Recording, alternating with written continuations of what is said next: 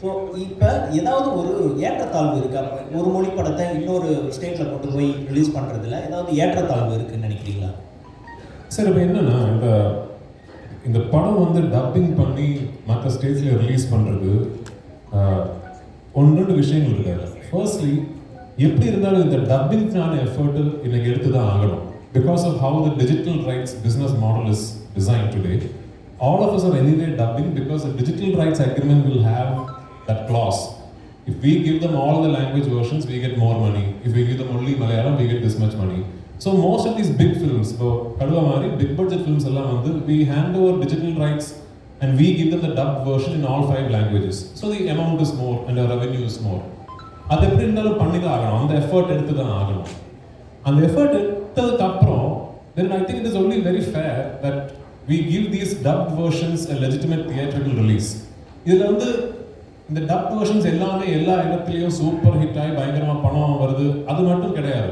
I think we are entering an age where you need to give the viewer a choice. உங்களுக்கு வந்து இப்போ கடுவா மலையாளத்தில் பார்க்கணும்னா மலையாள படம் சப்டைட்டில்ஸோட பார்க்கலாம், இல்லை எனக்கு தமிழில் பார்க்கணும்னா தமிழ்லையும் பார்க்கலாம். அந்த சாய்ஸ் உங்களுக்கு ஓடிடி பிளாட்ஃபார்மில் கிடைக்குதுல்ல, அதே சாய்ஸ் தியேட்டர்லையும் கிடைக்கணும்னு நினைக்கிற ஒரு ஆள் தான். So this is the future. Slowly, I think, because of what the streaming services are doing, the age of remakes will stop. இந்த ரீமேக் பண்ற விஷயம் வந்து இனிமே நடக்காது. ஒரு next 5 to 10 years this will stop. ஏன்னா இப்போ நாளைக்கு போஜ்பூரியில ஒரு சூப்பர் ஃபிலிம் வந்ததுன்னா within ஒரு 1 month கண்ட்ரி ஃபுல்லா அந்த படத்தை பத்தி பேசிக்கிட்டே இருக்கும். இந்த மாதிரி படம் இருக்கு போஜ்பூர்ல, சூப்பரா இருக்கு, நெட்ஃபிளிக்ஸ்ல அமேசான்ல அவைலபிளா இருக்கு, and we will all see it and the remake will then become redundant. I think we are entering that age. So it's the start of the future actually. Very bright the veteran. Prithvi was making a point in Malayalam. They say like we lack action-packed movies, but I believe in Bollywood there was a big shift. You went for metro kind of movies wherein you lost audience to South Indian cinema, basically Kannada and Telugu. So do you think the content makes a lot of matter, especially Bollywood shifting towards this metro kind of movies? Because we lost these angry young man movies in Bollywood. No more such kind of movies are made. So how do you view that? Firstly, it's a fantastic question. Thank you for asking that question. I think everybody's going through their introspection, no? It's like when your girlfriend or your wife leaves you for another man, only then you realize what you did do correctly.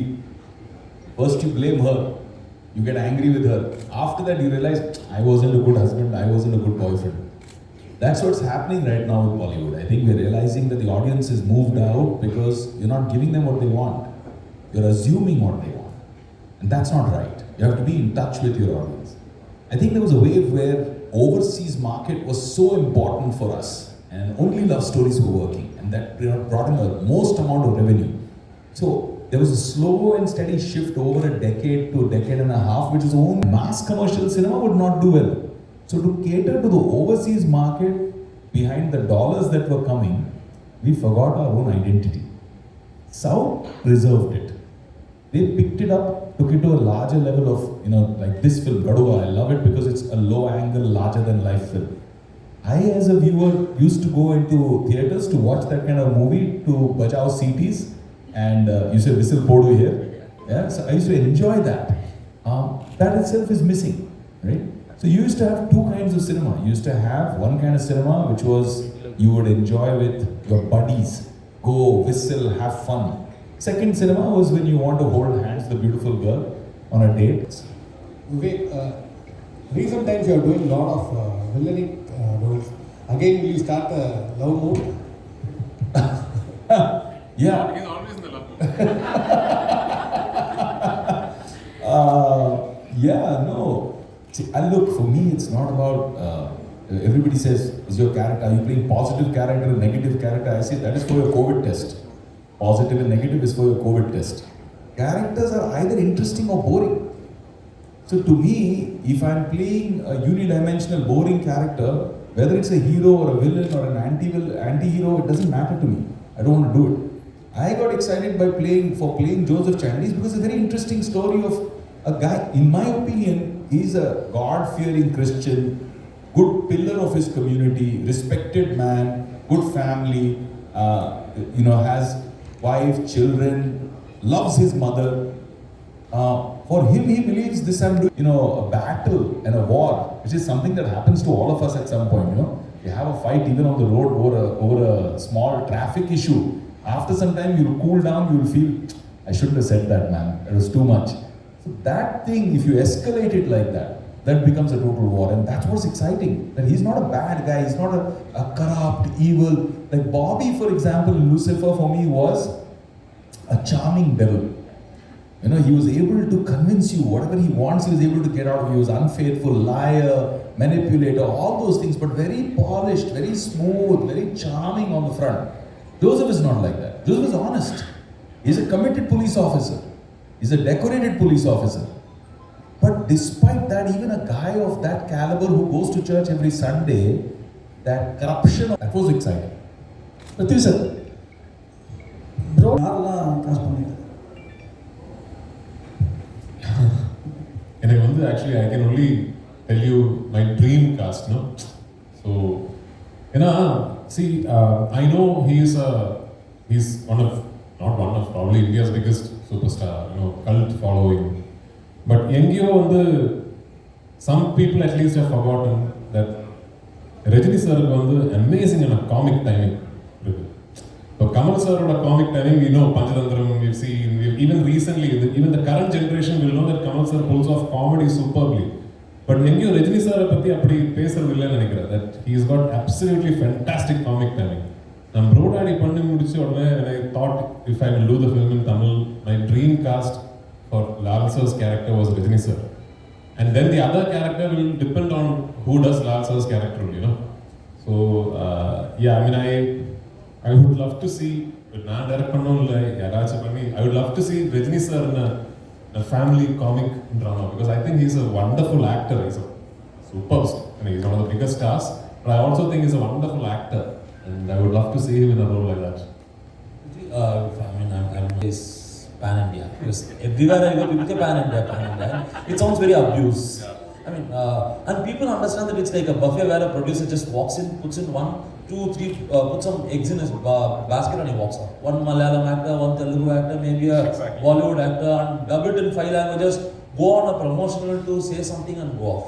See, but how do you define a pan-India film? According to Prithviraj, what is it? See, first and foremost, you have to understand that what will travel is the content. That ultimately the story that you say will have to resonate to people everywhere for it to be a pan-India, for it to work in your own state, it will have to resonate with the people watching the film. So ultimately it has to be the content.